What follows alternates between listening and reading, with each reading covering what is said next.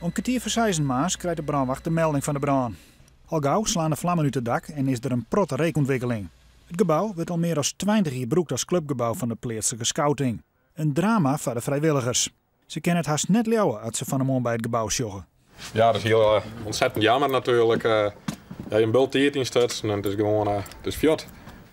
Ik heb het via de voorzitter, die is op vakantie en die heeft mij bellen. En dan gaat er even een skok door je heen van, oh nee, wat is er dan verbaand? En het is net helemaal compleet plat, maar het heeft wel een flinke impact. Dat bouw je net zomaar weer op? Nee, dat is, daar zie ik het meeste nog zin om bij mijn ander iedereen weer paraat te vinden om weer aan de slag te gaan. Oh, dit is niet best. Zo'n vlieger, ik bedoel, als je mij dan hebben we een werk van horen. Gelok bij een ongeluk. De welpen zoenen joer op kamp.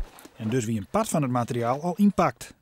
Ja, je moet je denken van kabels, touwen, gasbranders, pannen, boeren en bestek. Dit is een lietsdeel van wat we in totaal heen. Maar gelukkig is dit nog behouden bleun. En dit kan gebruikt worden om nog een leuk kamp te draaien. De politie had het gebouw van de man afzet en er wordt onderzoek dienen. Voor de vrijwilligers is het een rietsel wat de oorzaak van de brandwest had. Alle elektrische apparaten staan hier in de keuken. Nou, de keuken is nog, ziet er zwart uit, maar daar weer de brand net. Dus ik kan me net voorstellen wat nou de oorzaak wezen kan. Ben je bang voor brandstichting? Ja, dan ren ik voorop op onderzoek en ik heb geen idee hoe men er überhaupt bij komen om de brand te stichten. De scouting is verzekerd, maar het is nog maar afwachten hoe vlug alles weer opbouwd worden kan. De totale skeer wordt roest op enkele ton.